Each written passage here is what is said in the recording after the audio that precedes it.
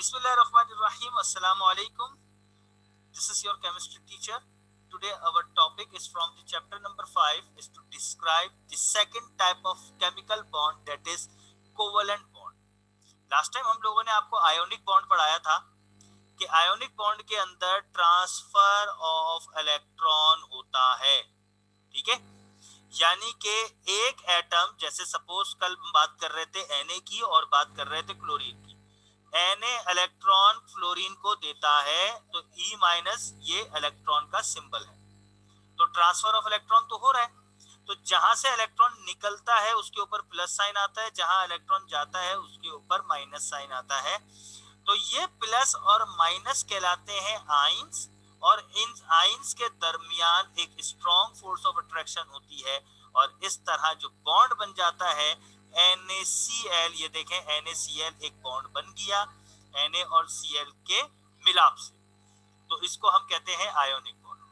अब आज जो हम second type of covalent bond पढ़ेंगे वो second type of chemical bond की एक दूसरी टाइप भी है।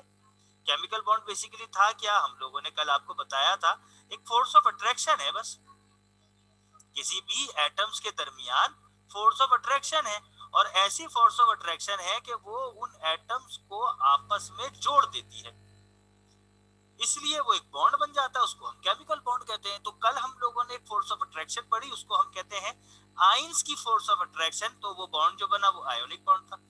आज जो हम फोर्स ऑफ अट्रैक्शन पढ़ेंगे वो कोवेलेंट फोर्स ऑफ अट्रैक्शन होगी, तो उसके जरिए से जो बॉन्ड बनेगा वो होगा आपका कोवेलेंट बॉन्ड। अब कोवेलेंट बॉन्ड की सबसे पहले तो हम डेफिनेशन लिख देते हैं, ठीक है। कोवेलेंट बॉन्ड की डेफिनेशन है the bond which is formed by the mutual sharing of electron between the atoms is called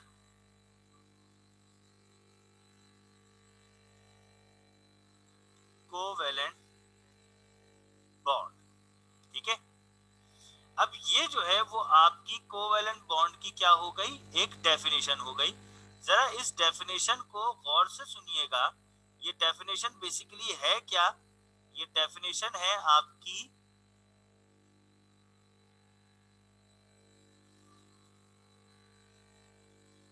ये डेफिनेशन है कि इसमें ये कहा गया है कि ऐसा बॉन्ड जो इलेक्ट्रॉन के दरमियान शेयरिंग से बने। इससे पहले वाले बॉन्ड में ट्रांसफर हो रहा था, एक जगह से दूसरी जगह इलेक्ट्रॉन जा रहा था। इस वाले बॉन्ड में इलेक्ट्रॉन ट्रांसफर नहीं होगा, कोई इलेक्ट्रॉन देगा नहीं, कोई दूसरा इलेक्ट्रॉन लेगा नहीं, बल्कि उन दोनों एटम के दरमियान इलेक्ट्रॉन होगा शेयर। लेट सपोज मैं आपको एक एग्जांपल देता हूं, मैं हाइड्रोजन और हाइड्रोजन के एटम मिलाकर H2 बनाने जा रहा हूं। अब मैं ये देखूं कि ये H2 बनता कैसे, तो सबसे पहले मैं ये देखता हूं कि मेरे पास ये जो हाइड्रोजन है, ठीक है, इसका सिर्फ एक इलेक्ट्रॉन होता है और वो इलेक्ट्रॉन ये रहा। अब लाजिमी सी बात है, मेरे पास तो दो हाइड्रोजन है, तो दूसरे हाइड्रोजन का मैंने एटम ये बना दिया, ठीक है। इसको मैं रेड कलर से दिखा देता हूं, इसके पास भी एक ही इलेक्ट्रॉन होगा, वो ये रहा। अब दोनों हाइड्रोजन के पास एक एक इलेक्ट्रॉन है। अब इन दोनों हाइड्रोजन को, इस हाइड्रोजन को एक इलेक्ट्रॉन चाहिए यहाँ, और इस हाइड्रोजन को भी एक एक इलेक्ट्रॉन की नीड है, क्योंकि ये जो पहला शेल होता है, आप सबको पता है, चैप्टर 3 में पढ़ के जा चुके हैं, के शेल होता है पहला शेल, और जो के शेल होता है उसको हम जो है वो उसमें दो इलेक्ट्रॉन की रिक्वायरमेंट होती है, इसलिए मैं यहाँ से ये मिटा रहा हूँ, ठीक है। तो बस याद रखिएगा, हर बात लिखने की नहीं होती। तो हमने ये चीज नोट की कि हाइड्रोजन का जो फर्स्ट शेल होता है वो के शेल होता है, के शेल में दो इलेक्ट्रॉन की जगह होती है, लेकिन दोनों हाइड्रोजन के पास एक एक इलेक्ट्रॉन है, दोनों हाइड्रोजन को एक एक इलेक्ट्रॉन चाहिए। इस वाले हाइड्रोजन को भी एक इलेक्ट्रॉन चाहिए और इस वाले हाइड्रोजन को भी एक इलेक्ट्रॉन चाहिए। अब इन दोनों में से कोई भी हाइड्रोजन एक दूसरे को इलेक्ट्रॉन दे नहीं सकता, क्योंकि लेट सपोज अगर पहला वाला हाइड्रोजन दूसरे वाले हाइड्रोजन को इलेक्ट्रॉन दे देता है तो पहले वाला हाइड्रोजन तो खाली हो जाएगा ना, दूसरे वाला हाइड्रोजन के पास चले भले 2 इलेक्ट्रॉन हो जाएंगे। लेट सपोज थोड़ी देर के लिए सपोज करें कि ये पहला वाला हाइड्रोजन दूसरे वाले हाइड्रोजन को अपना ये इलेक्ट्रॉन दे देता है, ठीक है, तो होगा क्या कि पहला वाला हाइड्रोजन खाली हो जाएगा और दूसरा वाला हाइड्रोजन भर जाएगा, ठीक है। तो फिर ये तो बेवकूफी हुई ना कि पहला वाला हाइड्रोजन अपना इलेक्ट्रॉन दे रहा है, अब वो तो खाली हो गया, अब ये क्या करेगा अपना, इसलिए वो कभी भी कोई भी हाइड्रोजन अब दूसरे हाइड्रोजन को अपना इलेक्ट्रॉन नहीं देगा।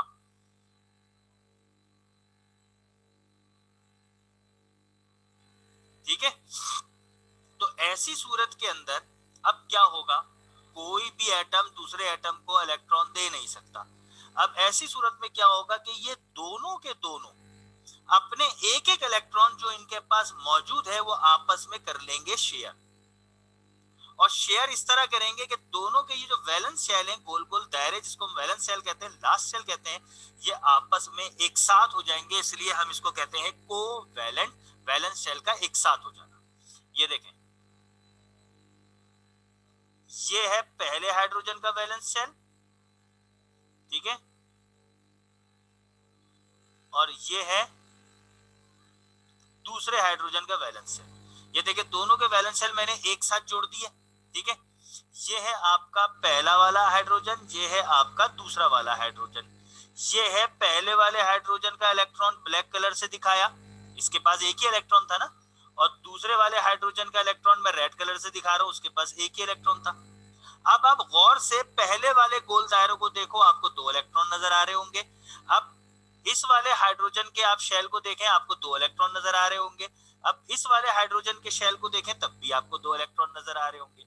तो इसका मतलब ये हुआ कि ये जो 2 इलेक्ट्रॉन हैं जो मैंने अंदर कलर कर रहा हूं ग्रीन कलर से, ये असल में वो इलेक्ट्रॉन है जो आपस में शेयर हो गए। क्या हो गए? शेयर हो गए। इसलिए मैं कहता हूं कि ये जो है वो share pair of electron. Pair क्यों कह रहा हूं? क्योंकि जोड़ी की सूरत में है। और कितने पेयर हैं ये? 1 पेयर है। एक पेयर है ना, 2 इलेक्ट्रॉन का मतलब एक पेयर है ना भाई। तो इसलिए ये हमारे पास शेयरिंग हो रही है, इसको हम कहते हैं कोवैलेंट बॉन्ड। क्या कहते हैं हम इसको? Covalent bond. अब सवाल ये पैदा होता है कि हमारे पास कोवैलेंट बॉन्ड की भी टाइप्स हैं, types of covalent bond. First type होती है हमारी सिंगल कोवैलेंट बॉन्ड। अब सिंगल कोवैलेंट बॉन्ड क्या होता है भाई, जरा इसको हम समझते हैं। सिंगल कोवैलेंट बॉन्ड को ये देखें, आपको अगर आप गौर से देखें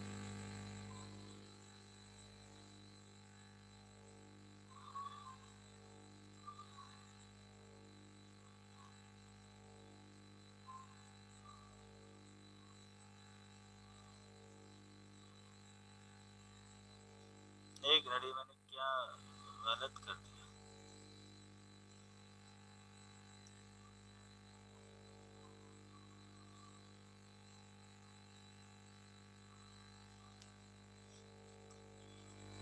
क्या आ गया? अब आप देखें,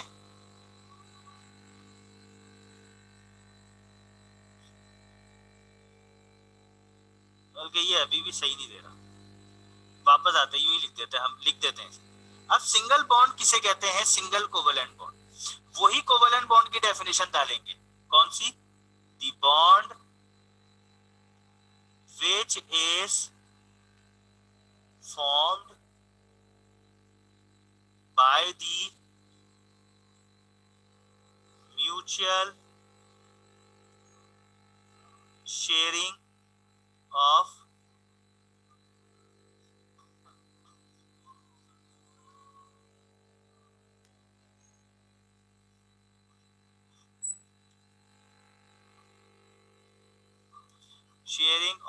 one pair of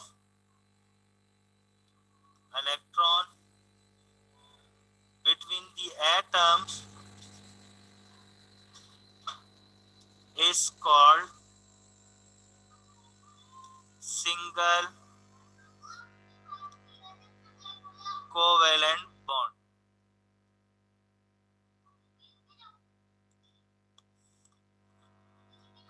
अब सिंगल कोवेलेंट बॉन्ड की एक और बात करते हैं कि इट इज डिनोटेड बाय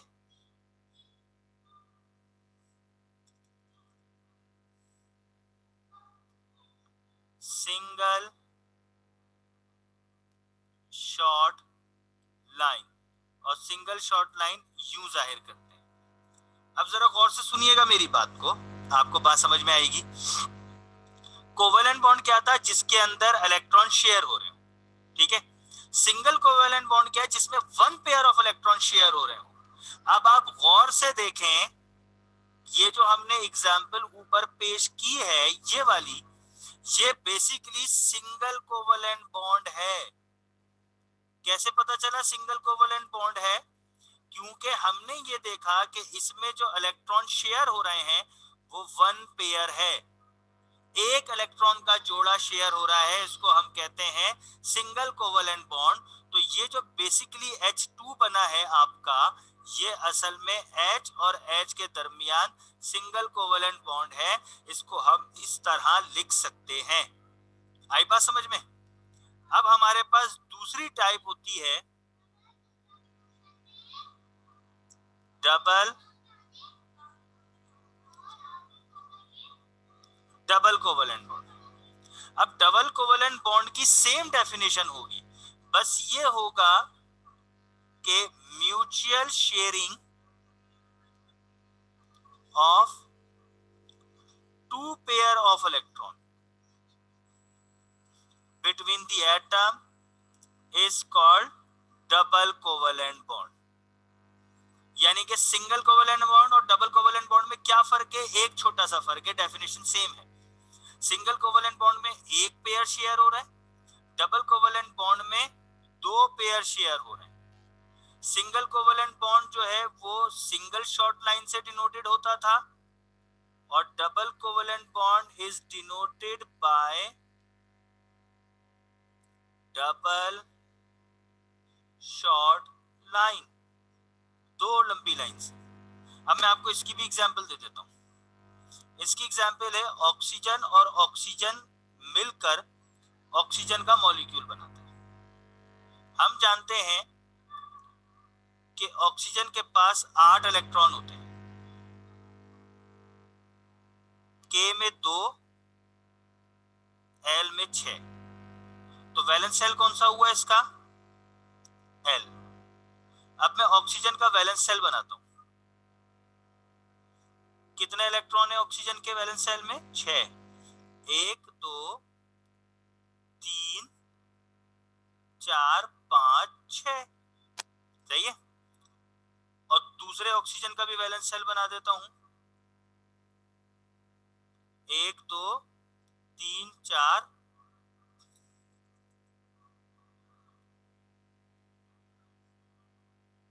5 6, ठीक है। ये 6 इलेक्ट्रॉन हो गए।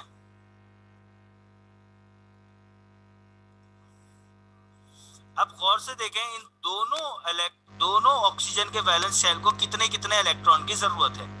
इसको एक इलेक्ट्रॉन की जरूरत है यहां और एक यहां, इसको भी एक यहां एक यहां। दोनों ऑक्सीजन को दो दो इलेक्ट्रॉन की जरूरत है। तो ये दोनों अपने दो दो इलेक्ट्रॉन शेयर कर लेंगे। किस तरीके से? ये देखें, ये है आपके पहले ऑक्सीजन का वैलेंस शेल और ये है आपके दूसरे ऑक्सीजन का वैलेंस शेल, ठीक है। पहले ऑक्सीजन के ये रहे 4 इलेक्ट्रॉन जिसको शेयरिंग की जरूरत नहीं थी, ये रहे वो 2 इलेक्ट्रॉन जिसको शेयरिंग की जरूरत थी। अब दूसरे इलेक्ट्रॉन के दूसरे ऑक्सीजन के ये हैं वो 4 इलेक्ट्रॉन जिनको शेयरिंग की जरूरत नहीं थी, ये हैं वो 2 इलेक्ट्रॉन जिनको शेयरिंग की जरूरत थी। अब आप गौर से देखें तो ये आपके टोटल 4 इलेक्ट्रॉन आपस में शेयर हो रहे हैं, और 4 इलेक्ट्रॉन का मतलब होता है 2 पेयर। तो 2 पेयर ऑफ इलेक्ट्रॉन हो रहे हैं, तो देखें 2 pair of electron double covalent bond कहलाता है। तो ये जो आपका बॉन्ड बनेगा ये कहलाएगा डबल कोवेलेंट बॉन्ड, और हम इसको यूं जाहिर करेंगे कि दोनों ऑक्सीजन के दरमियान डबल कोवेलेंट बॉन्ड बना, इसलिए हम 2 डैश लगा देंगे। क्लियर? अब उसके बाद अब हमारे पास आता है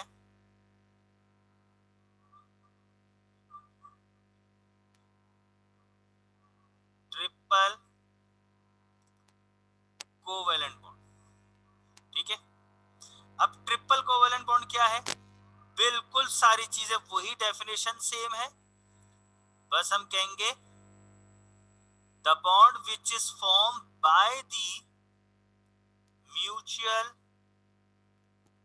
sharing of 3 pair of electron between the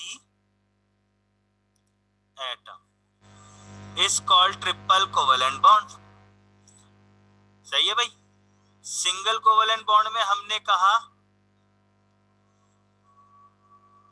1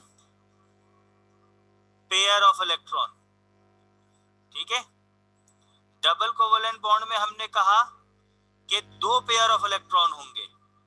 अब ट्रिपल कोवेलेंट बॉन्ड में हमने क्या कहा? 3 पेयर ऑफ इलेक्ट्रॉन होंगे।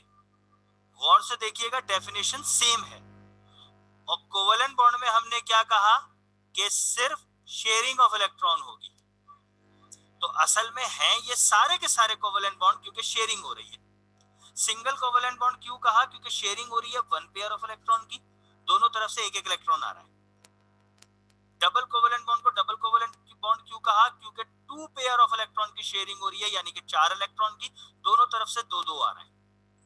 और ट्रिपल कोवेलेंट बॉन्ड को हमने ट्रिपल कोवेलेंट बॉन्ड यूं कहा क्योंकि इसमें 3 पेयर ऑफ इलेक्ट्रॉन की शेयरिंग हो रही है, यानी कि 6 इलेक्ट्रॉन के दरमियान दोनों तरफ से 3-3 इलेक्ट्रॉन आ रहे हैं। ठीक है, तो ये जो है वो हमारे पास क्या है? ये हमारे पास जो है वो एक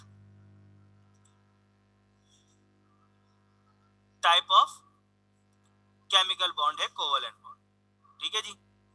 अब इस ट्रिपल कोवेलेंट बॉन्ड को हम डिनोट करते हैं, it is denoted by 3 short line. 3 short lines. Single covalent bond 1 short line, double covalent bond 2 short line, triple covalent bond 3 short line. बहुत आसान, डेफिनेशन भी सेम। अब इसकी एग्जांपल देख लेते हैं। एग्जांपल है कि नाइट्रोजन मिलके नाइट्रोजन गैस का एक मॉलिक्यूल बनाते हैं। नाइट्रोजन के पास 7 इलेक्ट्रॉन होते हैं, के में 2 जाएंगे, एल में 5 जाएंगे। तो वैलेंस शेल इसके पास एल है 5 इलेक्ट्रॉन वाला।